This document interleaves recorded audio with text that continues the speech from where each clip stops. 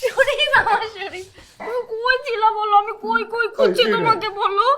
হ্যাঁ, আমাদের না হয় একটু ঝগড়াঝাটি হয়েছিল, আমি একটু চিল্লাচিল্লি করছি। বাচ্চা পেটে থাকলে মেয়েদের একটু মেজাজটা খিটখিটে থাকে না বলো? তারপরে তুমি আমার সাথে যোগাযোগ বন্ধ করে দিবা? বাবা হিসেবে তোমার কোনো দায়িত্ব নাই? হ্যাঁ মেয়ে, কি বলো তুমি সব? কার বাবা, কার বাচ্চা? কার বাচ্চা? কে বাবা? তুমি বাবা, তোমার বাচ্চা।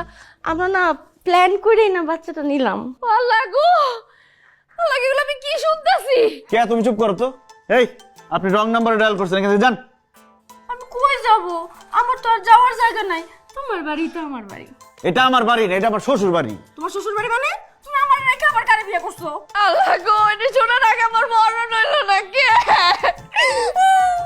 কে? তুমি চুপ করো তো, এখনই মরা কান্দা শুরু করো না। এই মেয়ের তো আমি চিনি না, ফ্রড, প্রতারক। আল্লাহ গো, আমার জামাই নাকি আমার চিনে না, এটা শোনার আগে আমার মরণ হইল না কেন? এই শয়তান সেটি, তোরা কিন্তু একদম জানে মারে ফেলাম না গেলে। তুমি আমারে বাইরেই ফেলাও, তারপরে স্বীকার যাও আমি তোমার বউ, আমার পেটে তোমার বাচ্চা। আমার দরকার হলে ডিএনএ টেস্ট করে দেখো। আরে কে? কে? কি হয়েছে তোমার? আমার ধরবা না তুমি। এই যে রে, তুই বাড়তে পারো। আব্বা, এই মহিলার বাড়তে বাইর করেন। কে? খবরদার, কেউ আমার গায়ে হাত দিবেন না, আমি কিন্তু পুলিশে ডাক দেবো। আল্লাহর কসম, কে? আমি ওই মেয়ের স্বামী না, ওই বাচ্চা আমার না। তোমার না? তুমি জীবনে ওই মেয়ের কোনোদিন দেখো নাই?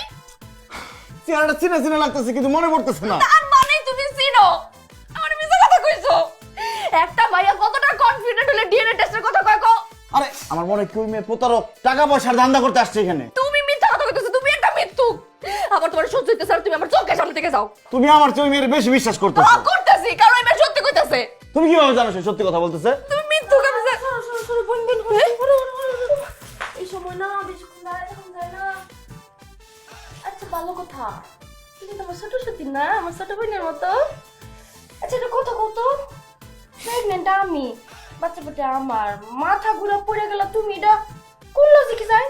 আচ্ছা বাদ দাও, শোনো একটা কাম করো বোন, শোনো শোনো, তুমি 2 গ্লাস দুধ নিয়ে যাও।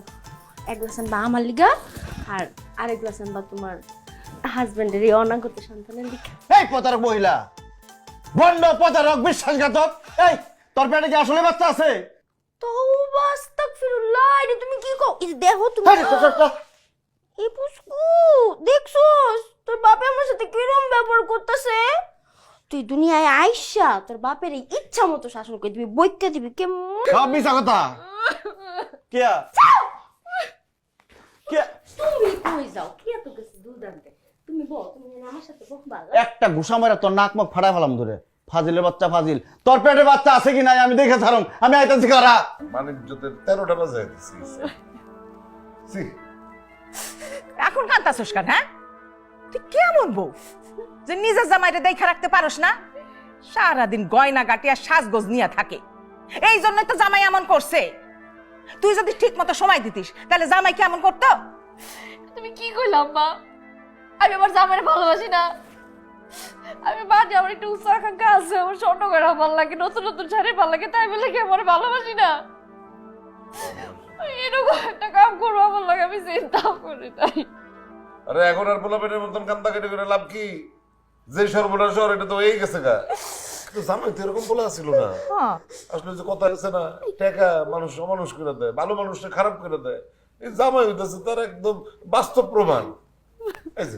এই তুমি এটা কি কাম করলা? কত কেমনে করে করলা? তোমার আমরা এত সম্মান করি, ইজ্জত করি, 10 গ্রামের মানুষ তোমার ইজ্জত করে। হ্যাঁ, তোমার কথা আমরা উঠি বসি, আর তুমি এটা কি কাম করলা তুমি? এই যে আমি কিন্তু সতীনের ঘরে আমার মায়েরে দিব না কইলাম। এখন গ্যাং ধরে দাঁড়ায় আছো কিসের জন্য? তাড়াতাড়ি দৌড় দিয়ে যাও, ওই সেরিটারে গাট ধাক্কা দিয়ে এখান থেকে বিদায় করো। বিদায় যদি করো তাহলে সব ঠিক আছে, নাহলে সতীনের ঘর কিন্তু করবো না। ঝামেলা বিদায় করো, যাও। দাঁড়ায় রয়েছে খুঁটির মতো। হয়েছে করস কে? আল্লাহরে ডাক।